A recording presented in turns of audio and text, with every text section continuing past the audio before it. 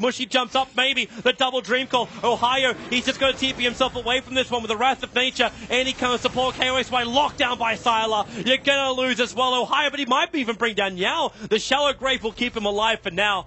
3 dead for a side of Fnatic, but the buyback was expended from LGD, and that was the 10-second BKB as well from Anti-Mage. And you still got 4 buybacks. The only person who can't bring himself back to life right now is the Crystal Maiden. But the Jaro and the Prophet both can come back to life. This is hard pressed though, because they're gonna get forced to buy back probably on both heroes here. No one dying ultimate as well for the next fight. LGD are coming too quick and too fast. And there's your buyback by the Jaro. Prophet still holding on to his. He actually started spending some money as well, but he They have the Lotus Orb. They could actually Lotus Orb the Dazzle after he gets silenced. That way purging it, and that way saving AM. So Yao could maybe save the entire team fight here with his Lotus Orb. LGD, here they come. In through top, Prophet. Still not using that buyback just yet, but they use the fortification first. Mushy's controlling up the mid lane. He can jump over in just a moment. He's also got 18 Bloodstone charges, so that's nice for him. For the tier 3 tower, there's your jump. The Hex over on Sylar, but maybe just as quick, catching out Mushi, but KOS by the front lines with a call down Tombstone. Ohio being obliterated by LGD. That's your dieback. They use Shallow Grave very prematurely over on Xiao Wei, and that's why Mushi jumps in again. He can get the pick up on Mushi. So low, needs to get himself away to safety. He's unstoppable. They've taken out 2. Sylar doesn't want part of this one. Maybe he's still on the back lines around the Tombstone. The Dream Call might hold him back for the moment, but can they find the pickoff? MMY is enabled with Shallow Grave available, and Sylar rips him apart with a Mana Void. Johnny back up to the higher ground, but where's your buybacks? You've still got 3 of them available, but it's not on the course. Storm Spirit is all up to Mushy. Undying, back to the world of the living. He Vortex only in the illusion, so the tier 3 tower is gone. They're pushing for Megas right now. LGD, they have to slow this one down. Somehow, putting out anything. The range Rex is the only thing that stands between them and Megas. Crystal Maiden's back in again, but who can she go on? MMY, Frostbite, something. Mushy, hexed up maybe on the back of him with the silence. Mushy, the damage is too much. He's down. That could be it right there. GG. The Creeps were actually winning the game at the end. LGD will finish their group stage run with a 2-0 victory over Fnatic, and that does put them in front of Team Secret. We cannot say that Fnatic didn't bring a fight though, and a lot of respect for them to play this good after that first game. Amazingly well done, but LGD are going to be the one to prevail. That they are. Fantastic series from LGD. Fnatic's day isn't over. There'll be more games for them to play, just have to pick themselves up. They did so well though. Game number 1, they got destroyed. And they came back in game number 2. They did take LGD's draft, but they worked hard to fight it all the way. The Nature's Prophet was core though. That was a really nice pick for them. It worked so much. I'm actually really happy to see Ohio play that. The Disable game was good, but the Anti-Mage was strong. That's going to be it from us down here. Let's throw it back over to the analysts. Thank you very much, gentlemen. And before we go on, we do have a special guest joining us, Call Guy. So welcome to the foyer. Thank you very much. How is it? How It's do you good. like the foyer? Feels nice. It's nice and warm here. Cinder asks that I keep the seat warm while he steps off, but I'm in now. Which just has to be, like, it's not warm. It's actually really cold. No, it's all right today. We added some nice decorations and whatnot. But as our casters were saying, LGD, that means they secure top spot in Group A. Before we jump on, I mean, since you're joining us now, are you surprised by that result in Group A? I'm surprised by that matchup and how much effort LGD had to do to finish out Fnatic there at the end. It felt like they had a pretty established lineup. It looked like Fnatic were trying to do a bit of LGD themselves. Maybe a piece of the puzzle was missing there at the end. They tried to make it work with Nature's Prophet. Seemed like it was working well. They had a nice siege movement down the mid lane, and then they started getting caught out. A trend I tend to notice from Fnatic, their supports being a bit out of position, and the other teams being able to take advantage of those weaknesses and moving in. But it got scary there for LGD. They also got caught out. They, like their matchup against Secret, sometimes one pickoff leads to another, and they get their own domino effect. Chain feed. Sylar to fall, Fnatic almost did it. Almost. That blink when he didn't have Aegis was crazy. Yeah. They were all 5 smoke. He's like, I don't have vision. I'm just going to do it. And then he gets hexed twice and dies. I also thought the Lotus Orb came out way too late because AM is a really slot challenge, and if he really wants another item, he's going to buy a Moon Shard, so you want items that buff him up without actually having gold net worth on him. So, like, you want Vlad's, like, AC on other people if possible, Lotus Orbs, Solar Crest, Glimmer Cape, like all these sort of things, so he can actually be like 8 or 9 slotted. And he just got chain hex and died, and then like a homing missile. The Lotus Orb was the biggest thing for all of their other teammates to actually try and get it, and it's difficult for the supports to get. So I guess Tusk or Puck. It came kind of late because of that reason in particular. But I still feel he could have maybe gotten a BKB earlier. He still got a BKB. Like, he kept the Battle Fury at the base and he swapped it out for a BKB. I think a BKB was definitely a very important item to have if your teammates can't actually get a Lotus Orb in time to actually help you out. Because he was dying to chain disables like Hex. Yeah. As Ben mentioned, of course, in that one. I mean, yeah, blinking in was a pretty risky move to begin with, but then he was just locked down for the whole entire duration. We have a couple of highlights starting from the early game in this game, and as you were mentioning, Dakota, I mean, it did go pretty back and forth. We did have Fnatic getting the lead they wanted. Eventually, LGD pushes back, and then that fight led to Fnatic having some hope. LGD closes it out, but let's jump to the highlights here. The first one, in the early game, a bit of a bloody fight, if I remember correctly, in favor of LGD, or in favor of Fnatic, rather. But as we wait to pull that up, Fnatic now out of top 4. But they've seen Sparks right on day one. They were actually the talk of the day. There was like, all right, they took a game off of Secret. Is the Secret being weaker, Fnatic being stronger?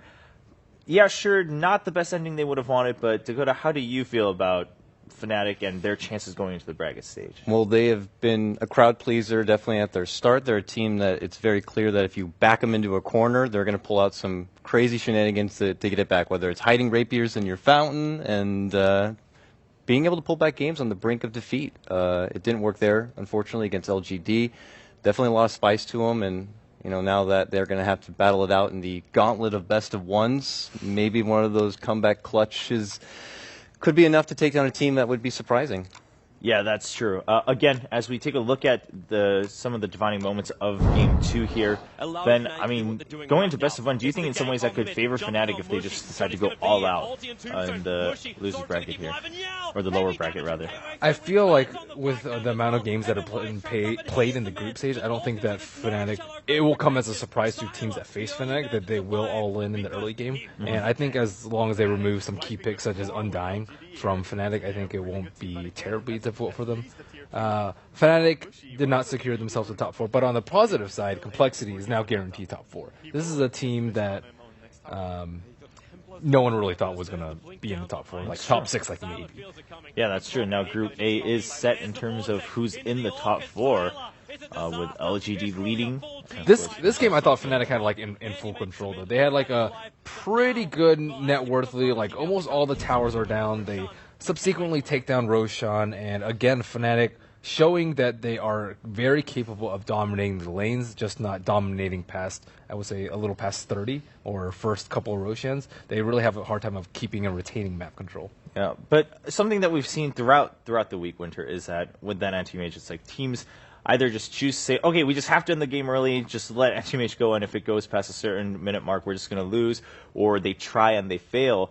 Here, was it just an issue of the draft, or was Fnatic just focused too much on their own win condition and not really concerned about when LGD could turn it around? I think the draft this game is much better than the first game, that's for sure. And the issue that let them down, I feel, was what Dakota mentioned before.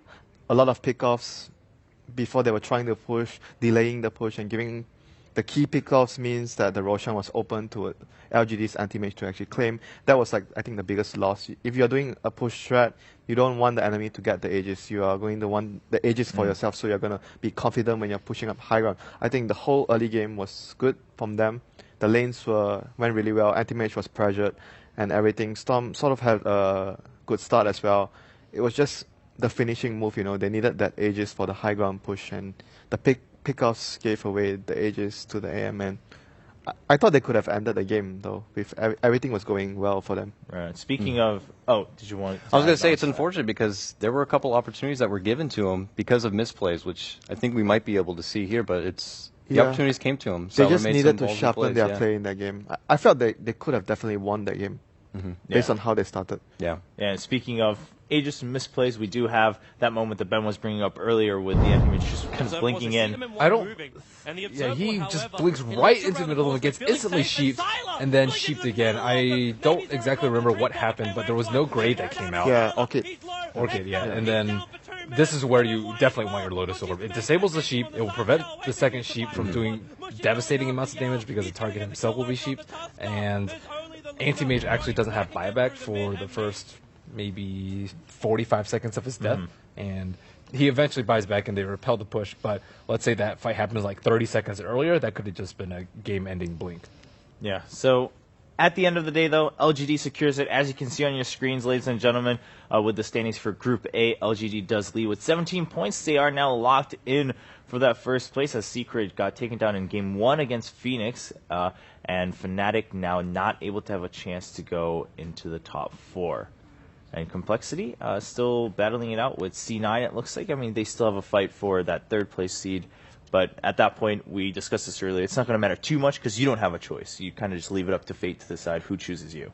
I just want to go, like what Ben said, I'm really impressed with Complexity. I don't mean to sound too like American biased with it, but this is a team where no one had them in their compendium to make it out from the wild card, from the whole qualifier run. They didn't have them in like their top 3 or 4, and some of these kids don't have any LAN experience whatsoever. Ziz on their team, their core carry player, this is like his first LAN is TI. And he's stepping up, and they're all doing really, really well. They're taking games off a lot of these opponents. I hope they're not underestimating him because they're clearly showing that they can adapt very well to the new meta, that play style, and make it work. Yeah, Complexity, I mean, as they said, as the Freeman brothers were saying, I mean, and of course their teammates, they were all like, well, you know what? We actually are here just to prove everyone wrong. We thought everyone led up to was leading into TI. That's how we viewed the year. And so far, they're doing really well. Ben, do you think this is going to carry through strongly throughout the bracket stage, or as much as possible? I think so. Just because looking at their drafts, it varies a lot. Like they play Wisp, they play Sven, they play Tusk Techies. Like you really don't know what they're going to do, and it seems like they have specific strategies tailored towards each team, and they're tailored well. And I think that they've certainly done their homework. They're not cursed by the North American instability that has plagued so many other teams in the same region, and they seem very, very determined. I think they're one of the most determined teams out there, not only to prove everyone wrong, but to secure a top placing at TI. All right, now moving forward, again, every match matters a little bit here on the last day because we still have some volatile standings, especially in Group B. Group A, more or less, the top 4 bottom 4 are set. But again, C9 and Complexity still battling it out on stream 2, so you guys can go check out the end of that if you want to. But for us, we're going to start taking a look at Group B. And in their newbie, can they secure a spot or can they still move up? Can they get a win, like a series win at all in this group, or will they end with just a bunch of draws and maybe 1 or 2 losses at the end of the week? That's the big question. Their next matchup up against Vici Gaming. Dakota, what are your thoughts on newbie so far?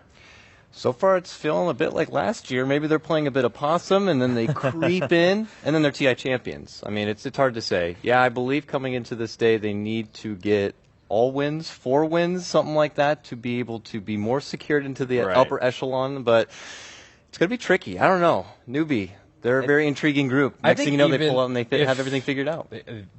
That's true. I think if they're in the lower bracket, I still think they have a pretty good shot of placing top 8. So I don't think that starting off in the lower bracket is going to necessarily be the doom of newbie. I feel like it's somewhat of a different story than last year. Like last year, they underperformed in the group stage. I think they were expecting like maybe top 6, and I think it was like the 9th through 10th area.